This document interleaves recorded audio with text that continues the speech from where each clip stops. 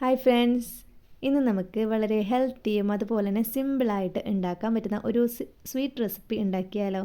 അതിനായിട്ട് വേണ്ടത് ഈ ഒരു ടൈപ്പിലുള്ള സോഫ്റ്റായ ഈത്തപ്പഴമാണ്. 1/2 കിലോ ഈത്തപ്പഴമാണ് ഇവിടെ ആവശ്യമുള്ളത്. ഇതിൽ നിന്നും നേർപകുതി ഞാനെടുത്ത് കുരുവൊക്കെ കളഞ്ഞ് ക്ലീൻ ചെയ്ത് വെക്കാം. ഇനി 1 കപ്പ് നിലക്കടല ഒന്ന് റോസ്റ്റ് ചെയ്തെടുക്കാം. ഇത് ഓൾറെഡി റോസ്റ്റ് ചെയ്ത നിലക്കടലയാണ്. ഞാൻ 2 ദിവസമായിട്ട് ഇത് വാങ്ങി വെച്ചിട്ട് അതൊന്ന് ചിലപ്പോൾ അതിൻ്റെ ക്രിസ്പിനെസ് ഒക്കെ ഒന്ന് പോയിട്ടുണ്ടാവുമെന്ന് വിചാരിച്ചിട്ട് ജസ്റ്റ് ഒന്ന് റോസ്റ്റ് ചെയ്തു. മിക്സിയിൽ നമുക്ക് അടിച്ചെടുക്കേണ്ടതാണ്. ഇതൊന്ന് മാറ്റി വെച്ചതിന് ശേഷം ഇതിലേക്ക് 3/4 കപ്പ് വെളുത്ത എള്ളും കൂടിയിട്ട് ഒന്ന് റോസ്റ്റ് ചെയ്തെടുക്കുക. എള്ള് ഒന്ന് മാറ്റി വെക്കുക. ഇനി ഒരു മിക്സിയുടെ ജാറിലേക്ക് നമ്മൾ റോസ്റ്റ് ചെയ്ത് വെച്ച് നിലക്കടല ഇട്ട് കൊടുക്കുക. അതുപോലെ തന്നെ 1 ടേബിൾ സ്പൂൺ വെളുത്ത എള്ളും കൂടി ഒന്ന് ഇട്ട് കൊടുത്ത് ജസ്റ്റ് ഒന്ന് ക്രഷ് ചെയ്ത് കൊടുക്കുക. നല്ലപോലെ തന്നെ ഫൈനായിട്ട് പൊടിച്ചെടുക്കേണ്ട, ജസ്റ്റ് ഒരു ക്രഷ്. ഇനി ഇതൊരു ബൗളിലേക്ക് മാറ്റി കൊടുക്കുക. അതിനുശേഷം കളഞ്ഞു വെച്ച ഈത്തപ്പഴം കൂടി നമ്മുടെ മിക്സിയുടെ ജാറിൽ ഇട്ട് കൊടുത്ത് ഒന്ന് ജസ്റ്റ് 1 സെക്കൻഡ് ഒന്ന് ഓണാക്കി കൊടുക്കുക.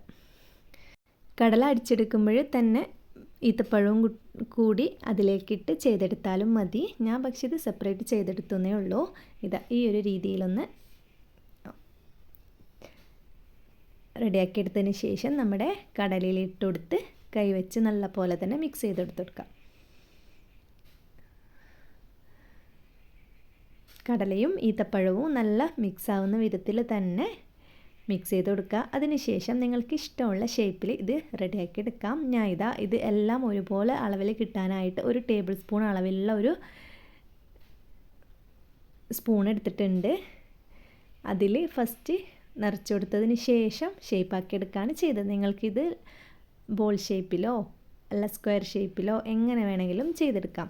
ഈ ഒരു ലെവലിലാണ് ഞാൻ ചെയ്തെടുത്തത്. മുഴുവനായിട്ടും ഈ ഒരു ഷേപ്പിലാക്കിയെടുത്തതിന് ശേഷം റോസ്റ്റ് ചെയ്ത് വെച്ച വെളുത്തുള്ളിൽ അതിലൊന്ന് നല്ല പോലെ തന്നെ കോട്ട് ചെയ്ത് മാറ്റി വെക്കുക. എല്ലാം അതുപോലെ തന്നെ ചെയ്തെടുക്കുക.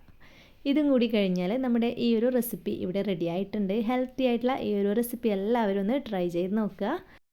ഈത്തപ്പഴം വെറുതെ കഴിക്കാൻ ഇഷ്ടമില്ലാത്ത ആൾക്കൊക്കെ ഇങ്ങനെ ഒരു രീതിയിൽ ഉണ്ടാക്കി കൊടുത്ത് നോക്കുക. എല്ലാവർക്കും എന്തായാലും ഇഷ്ടമാവും. അപ്പോൾ ഇന്നത്തെ വീഡിയോ ഇവിടെ ഫുള്ളായിട്ടുണ്ട്. ചാനൽ സബ്സ്ക്രൈബ് ചെയ്യാത്ത ഏതെങ്കിലും കൂട്ടുകാർ ഈ വീഡിയോ കാണുന്നുണ്ടെങ്കിൽ ആ സബ്സ്ക്രൈബ് ബട്ടൺ കൂടി ഒന്ന് പ്രസ് ചെയ്ത് സബ്സ്ക്രൈബ് ചെയ്യുക. ഇനി വേറൊരു വീഡിയോയുമായി കാണുന്നത് വരെ എല്ലാവരോടും bye. Thanks for watching my video.